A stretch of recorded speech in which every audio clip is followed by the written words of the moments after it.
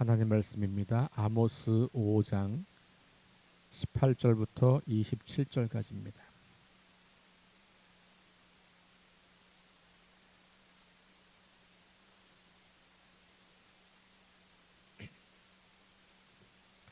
아모스 5장 18절부터 27절까지 말씀을 함께 봉독합니다. 화 있을진저 여호와의 날을 사모하는 자여, 너희가 어찌하여 여호와의 날을 사모하느냐? 그 날은 어둠이요 빛이 아니라 마치 사람이 사자를 피하다가 곰을 만나거나 혹은 집에 들어가서 손을 벽에 대었다가 뱀에게 물림 같도다. 여호와의 날은 빛이 없는 어둠이 아니며 민땀 없는 캄캄함이 아니냐? 내가 너희 절기들을 미워하여 멸시하며 너희 성회들을 기뻐하지 아니하시나니, 너희가 내게 번제나 소제를 드릴지라도 내가 받지 아니할 것이, 내가 돌아보지 아니할. 내 노랫소리를 내 앞에서 그칠지어다. 내 비파 소리도 내가 듣지 아니하리라. 오직 정의를 물같이 공의를 마르지 않는 강같이 흐르게 할지어다. 이스라엘 족속아, 너희가 40년 동안 광야에서 희생과 소제물을 내게 드렸느냐? 너희가 너희 왕 식굿과 기읒과 너희 조상들과 너희가 너희를 위하여 만든 신들의 별 형상을 지고 가리라. 내가 너희를 다메섹 밖으로 사로잡혀 가게 하리. 그의 이름이 만군의 하나님이라 불리우는 여호와께서 말씀하셨느니라. 아멘. 네, 오늘은 5장의 후반부를 함께 보고 있습니다. 우리 5장의 이제 전반부에 했던 이야기들의 반복이라고 볼 수가 있겠고요. 특별히 24절이 이제 전반부에서는 15장, 14장, 15장, 14절, 15절 요 단락과 맥을 같이 하면서 5장 전체 그리고 우리 아모스서 전체의 핵심 주제를 말하고 있다라고 볼 수 있습니다. 아모스가 9장까지 있는데 그 중에 가운데 토막인 5장이 아모스의 중심 역할이라면 그 5장에서 또 14절, 15절 그리고 24절 이런 말씀들이 핵심을 이야기하고 있다라고 볼 수가 있겠습니다. 반복되는 이야기이기 때문에 동일한 이야기로 계속해서 들릴 수가 있을 것 같습니다. 어쨌든 핵심은 이스라엘이 살 길을 제시해주고 있는데 그 살 길 하나님을 찾는 것이고, 하나님을 찾는다고 하는 것은 예배를 더 많이 드려라 이런 게 아니고 일상의 삶을 공의롭게 해라, 이렇게 이제 연결되고 있는 이야기예요. 오늘 18절부터 읽었습니다만 18절부터 20절까지는 화 있을진저라고 말하면서 예언자들이 주로 하고 있는 이제 이 재앙에 대한 선포, 화가 있을 것이다 이런 이야기죠. 정반대 이야기가 있어요. 복이 있을 것이다. 복이 있을지라 뭐 이런 표현이 있고, 그 반대 표현으로 화 있을진저, 이 말은 복음서에서도 나오는 말씀. 특별히 예수님께서 마태복음에서는 산상설교를 통해서 복이 있다라고 하는 말씀을 하셨지만 누가복음의 기록에 보면 그 산상설교와 비슷한 내용을 이야기하면서 또 반대로 화 있을진저 뭐 이렇게 해서 망할 자들에 대한 이야기를 또 하고 있거든요. 이런 것이 구약에서부터 예언자들이 말하는 일종의 어떤 전통과 같은 그런 요소였다는 것을 우리가 볼 수 있겠습니다. 어쨌든 오늘 이 전반부 18절부터 20절까지가 바로 그 이야기고, 핵심은 뭐냐 하면 너희가 곧 캄캄한 어둠을 맞이하게 될 것이다 이런 이야기예요. 여호와의 날, 이것도 예언자들이 끊임없이 선포하는 날이죠. 주님의 날, 여호와의 날, 그날 이런 말이에요. 그날이 곧 올 것이다. 여호와의 날이 올 것이다. 주님의 날이 올 것이다. 예언자들이 말할 때의 맥락은 하나님께서 오셔서 심판하실 날이 온다는 말이에요. 그런데 이 이스라엘 백성들은 그날에 자기들은 절대로 버림받지 않고 구원받을 거다. 왜? 우리 하나님 백성이니까. 하나님께서 우리를 버리지 않겠다고 약속했고 하나님의 자녀로 삼으셨고 하나님 나라 백성으로 삼았으니 우리는 그날이 되면 구원받는 날 이렇게 믿고 있었던 것이죠. 그래서 오늘 아모스는 의도적으로 그런 믿음에 대해서 언급을 하는 거예요. 뭐라고 말하냐면 여호와의 날을 기다리고 사모하는 자여 이렇게 이야기하죠. 지금 하나님 나라 백성이라고 스스로 자의식을 가지고 있는 남유다나 이스라엘 백성들은 예언자들이 계속 선포했던 하나님의 날, 여호와의 날, 그날 주의 날이 임한다라고 했을 때 우리는 구원받고 하나님을 믿지 않는 이방 나라들은 다 멸망하고 요거 생각하고 있는 거거든요. 그러니까 여호와의 날을 사모하는 자들이여라고 말할 때 이스라엘 백성들 말하는 거예요. 그러면서 너희가 어찌하여 여호와의 날을 사모하느냐? 이제 반어법이죠. 사모하고 있는 자들에게 야 너희가 어찌 너 그거 사모하면 큰일 나는데 이렇게 묻는 거예요. 왜냐하면 그날은 너희에게 빛이 아니고 어둠일 것이기 때문에. 그러니까 이스라엘은 우리는 절대로 구원받을 거다라고 믿고 있지만 하나님은 아모스를 통해서 그런 믿음을 가지고 있는 너희가 안타깝게도 어둠 가운데 처하게 될 거다라고 이야기하는 거죠. 구원의 확신이 있으면 된다라고 믿고 있는 우리들에게 이 말씀은 우리가 구원의 확신을 가지고 있다고 구원받는 게 아니라는 거예요. 구원의 확신을 가지고 있는 게 믿음이 아니잖아요. 구원이 뭔지, 어떻게 하면 구원받는 건지 그런 이야기들이 그 안에 집약이 되어서 그것이 내 삶을 통해서 드러나는 것이 구원을 이루어가는 과정이지 내가 구원받는다고 믿는 그 믿음이 확실할수록 내가 구원받는 건 아니잖아요. 그죠? 그러니까 구원의 확신을 강조하는 건 중요하지만 구원의 확신만 강조하면 어떤 문제가 발생하냐면 난 구원받아. 그걸 믿으면 구원받는다고 착각하는 거예요. 내가 구원받는다는 걸 믿으면 구원받는 게 아니죠. 하나님이 어떤 분이시고 예수님은 누구시고 그래서 우리는 누구고 그런 우리를 어떻게 하셨고 하나님께서 그래서 우리는 어떻게 살아야 하고 이 모든 것이 믿음 안에 포함되어 있는 거고 그 믿음을 가지고 살아갈 때 우리가 구원을 받는 거지. 난 구원받을 거야. 난 하나님의 자녀니까 구원받아. 그거 내가 믿는 것 자체가 우리를 구원하는 게 아니라는 거잖아요. 마찬가지죠. 이스라엘 백성들이 우리 하나님의 백성이야. 하나님 우리를 선택하셨어. 우리를 가나안 땅에 보내셨어. 그러니 우리는 절대로 망하지 않아. 하나님은 다 이방인들, 하나님 믿지 않는 이방인들을 다 물리치고 우리만 구원할 거야. 우리는 그런 확신이 있어. 그런다고 이스라엘이 구원받는 게 아니었거든요. 그래서 성경 어디에도 구원의 확신이 있으면 구원된다는 말은 없어요. 믿음으로 구원받는 것이죠. 근데 그 믿음이라고 하는 것은 삶이 뒷받침되지 않는 믿음은 반쪽짜리 믿음. 야고보서가 강하게 말하는 것은 죽은 믿음, 가짜 믿음이라는 거잖아요. 그러니까 믿음으로 구원받는다는 말과 행위로 구원받는다는 말은 대척점에 있는 게 아니고 통합되어야 하는 이야기예요. 그러니까 오늘 이 아모스를 읽으면 우리는 계속해서 그 얘기를 반복해서 읽는 거잖아요. 예배 좀 그만 드려라. 그래서 제가 어제 이사야 1장 11절부터 17절까지 말씀을 같이 읽었지만 사실 그 1장 11절부터 15절까지 말씀이 오늘 우리가 읽은 21절부터 23절까지 말씀의 반복이에요. 다시 보시면 21절부터 23절 읽어보겠습니다. 내가 너희 절기들을 미워하여 멸시하며 너희 성회들을 기뻐하지 아니하나니 너희가 내게 번제나 소제를 드릴지라도 내가 받지 아니할 것이요 너희의 살진 희생의 화목제도 내가 돌아보지 아니하리라.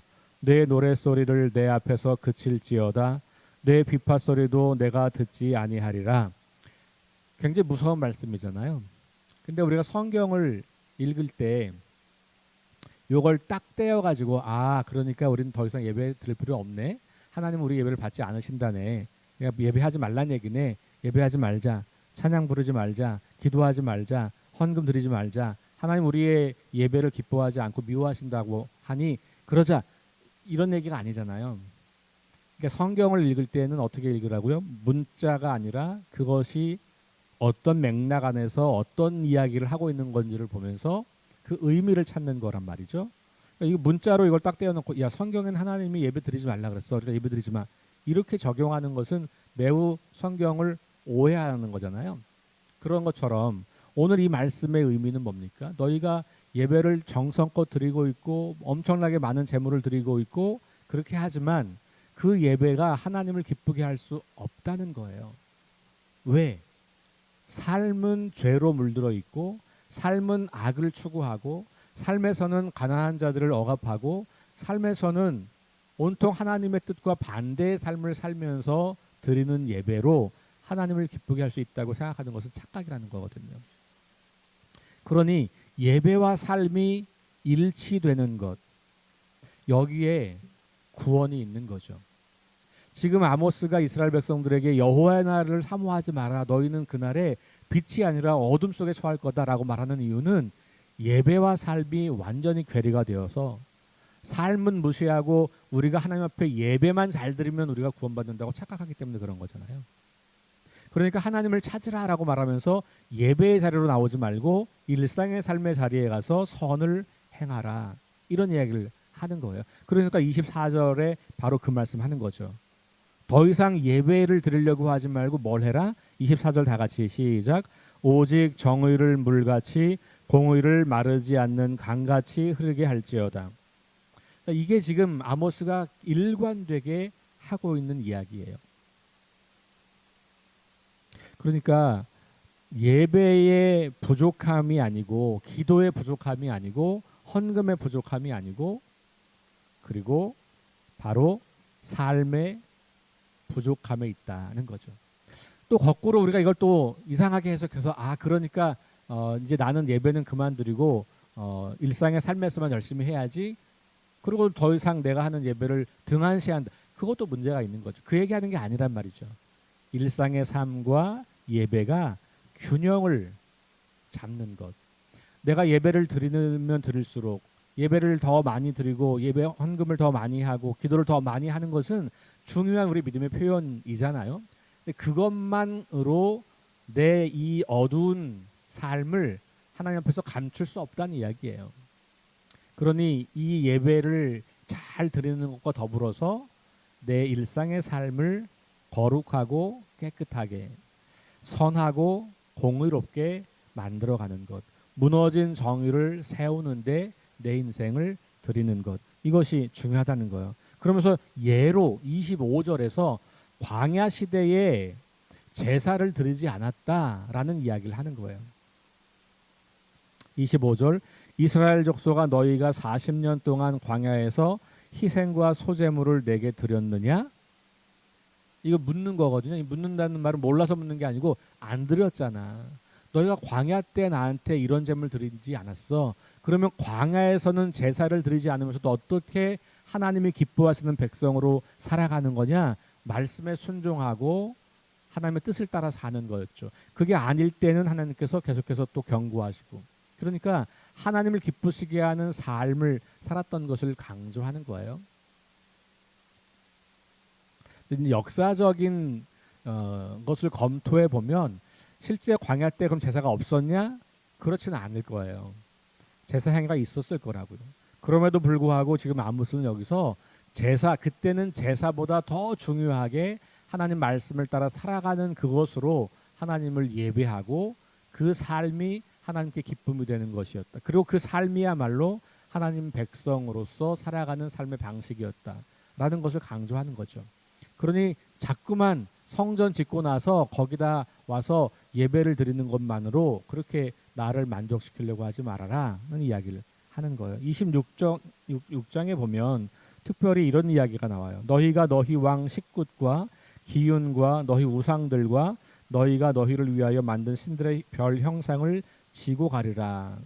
여기에 있는 말씀은 조금 우리가 낯선 표현들인데요. 여기 식굿과 기윤이라고 하는 요거는 메소포타미아, 구체적인 이제 제국으로 나중에 따지면 이 북왕국 시대니까 아시리아, 아수르가 만들어 섬기던 우상들이었어요.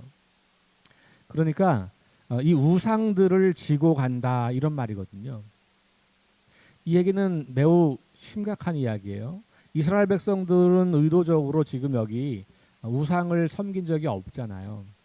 계속 하나님 앞에 와서 예배를 드렸던 거예요. 자기들이 믿는 하나님이라고. 자기들이 믿는 하나님에게 자기들이 믿는 방식으로. 근데 그 방식은 사실은 제사 제도를 충실하게 따랐던 거거든요. 겉으로 보기에는 너무나 열심히 하나님을 섬기던 모습이에요. 그런데 이사야는 거기다 대고 너희가 이방신을 섬기는 것처럼 그렇게 섬기고 있다라는 것을 이야기하는 거예요. 그리고 이제 나중에 너희가 그렇게 될 거다라고 하는지, 다시 말하면 그 아수르라고 하는 나라에 의해서 망하게 될 거다라는 이야기를 하면서 27장에 이제 27절에 그 이야기가 구체적으로 나오죠. 너희를 다메섹 바깥으로 사로잡혀 가게 하겠다. 그러니까 너희가 이제는 하나님을 예배하는 백성에서 우상을 예배하는 백성이 될 수도 있다라는 이야기를 하고 있는 겁니다. 이 식국과 기운이라고 하는 이 우상들, 이것들이 두 가지 의미를 여기서 말하는 거예요. 첫 번째는 너희가 드리는 제사의 행위가 마치 그런 것처럼 하나님을 온전히 섬기지 않기 때문에 마치 우상 숭배하는 것이 되어버리고 있다 라는 말과 더불어서 나중에 그들이 섬기는 그 우상을 섬기는 그런 처지에 이르게 될 수도 있다라는 이야기를 하고 있는 거죠. 우리가 지금 주님의 기도를 배우면서 하나님의 이름에 대한 이야기도 했고, 또 지난주에는 그 이름을 거룩하게 여기는 기도, 그래서 그것이 우리의 삶을 통해서 다른 사람들이 하나님을 하나님으로 인정하게 되는 것, 뭐 이런 이야기를 드렸잖아요. 우리가 하나님의 이름, 하나님을 잘못 알고 있으면 우리가 드리는 예배가 우상을 섬기는 게 된다는 거예요. 우리는 하나님을 예배한다고 말하지만 그 하나님이 성경이 말하고 있는 하나님이 아니고 내가 만든 하나님이기 때문에 그런 거죠. 내가 만든 하나님을 하나님이라고 칭하면서 예배한다고 그게 하나님을 예배하는 게 되지는 않는단 말이죠. 우리는 성경과 기독교 역사와 전통 속에서 우리가 계속해서 알아가고 있는 그 하나님, 그 대상이 올바라야 우리가 온전한 예배가 될 수 있다는 거고, 그 하나님이 오늘 이 아모스를 통해서 강조하는 것은 예배와 삶이 불일치되면 나는 너희의 예배를 받지 않는다. 그 말은 예배란 공간에 와서 시간에 참여하는 것만이 아니라, 물질을 가지고 와서 바치는 것만이 아니라, 혹은 찬양과 기도를 드리는 것만이 아니라 우리의 일상의 삶으로 드리는 예배가 진정한 예배가 되는 중요한 과정이다라는 것을 우리에게 들려주고 있는 겁니다. 우리처럼 열심히 기도하고 말씀 읽고 예배드리고 교회에서 봉사하는 그런 사람들이 얼마나 많아요. 그렇죠? 이렇게 새벽에도 나와서 기도하시고. 그런데 그런 것들이 과연 하나님을 기쁘시게 하는 예배로 하나님께 받아들여지고 있는가라는 질문을 우리가 해야 한다는 것이죠.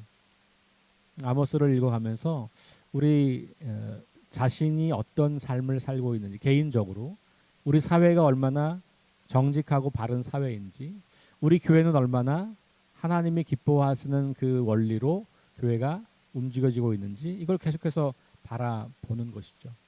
그러면서 개인적인 삶의 영역에서, 가정에서, 교회에서, 이 사회와 국가에서 하나님께서 기뻐하시는 공의를 바로 세우는 그 일, 그것을 통해서 우리가 열심으로 드리는 이 종교적인 행위들, 예배의 행위들이 헛된 것이 되지 않고 하나님을 기쁘시게 하는 것이 되어가는 그런 저와 여러분들 될 수 있기를 주의 이름으로 축원합니다.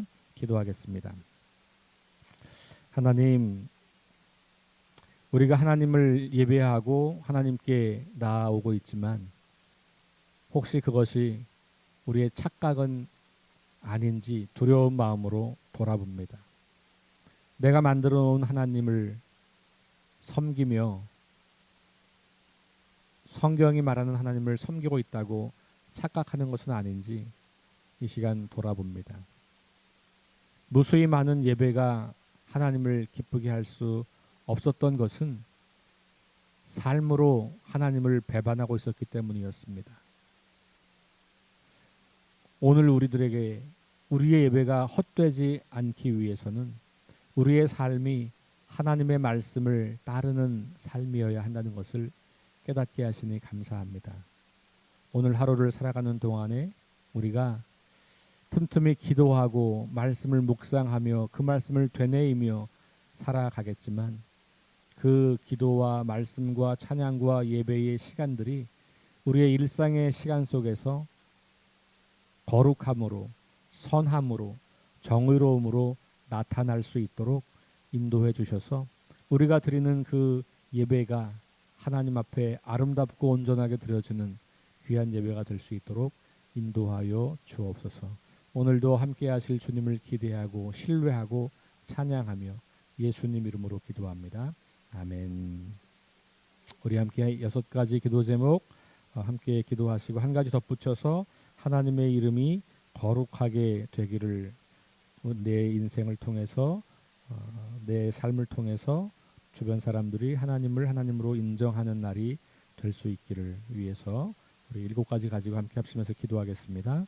하나님 은혜를